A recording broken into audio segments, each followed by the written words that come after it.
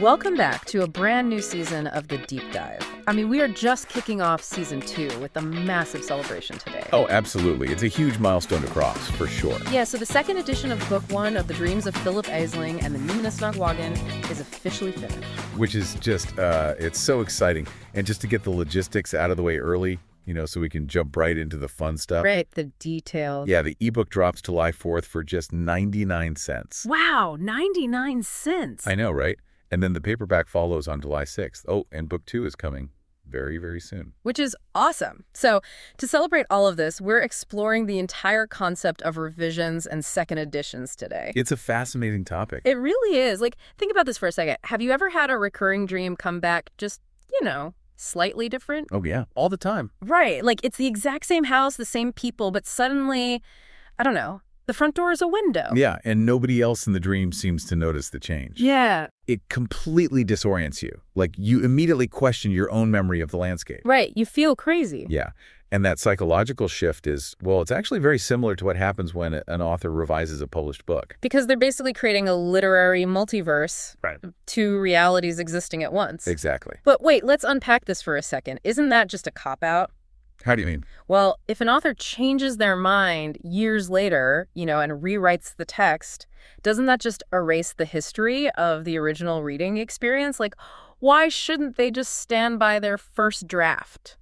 Well, I mean, it really depends on how it's handled. The most famous example of this is J.R.R. Tolkien with The Hobbit. Oh, right.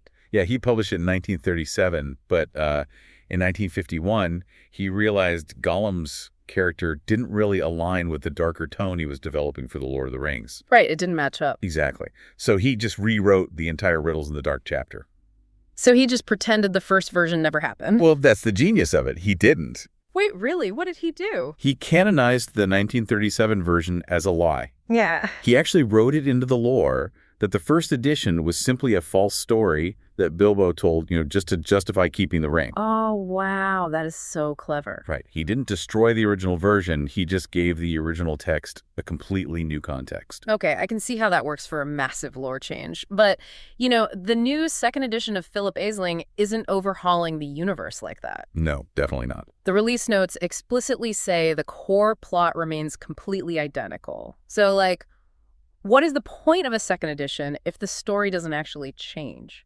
Because it's about sharpening the lens. Yeah.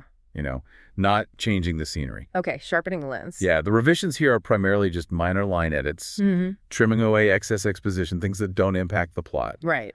By stripping away heavy external descriptions and, replacing them with Philip's direct interior monologue, the reader is no longer watching him from a distance. You're suddenly right inside his head. Which inherently speeds up the pacing, I imagine. Oh, absolutely. Because you don't need 3 paragraphs describing a room if we just get a 1-sentence reaction from Philip's internal thought. Precisely. That mechanism of, trimming the fat is what makes the action scenes hit so much harder in this new version. It's just tighter. Yeah, it's tighter. Plus, we get a few narrative flavor additions. Like, Samantha finally gets the last name Devereaux. Oh, nice. And Philip gets a new nickname. I mean, it just brings the established world into sharper relief.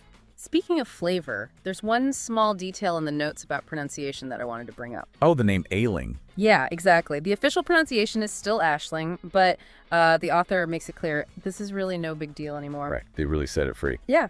So if you've been reading it as Aisling or Heisling in your head, just go for it. However it sounds to you is totally fine. And that really gets to the core of what a second edition is, As Well, whether it's how you pronounce a name or tightening up the prose, revisions don't change the actual events of the first telling.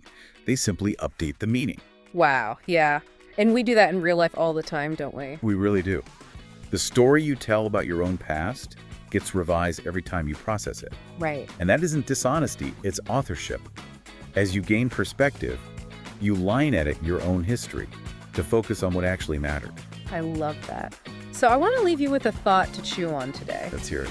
If we are constantly revising the narratives of our own lives as we grow, think about the people you interact with every day. Are they interacting with the newly revised, updated version of you?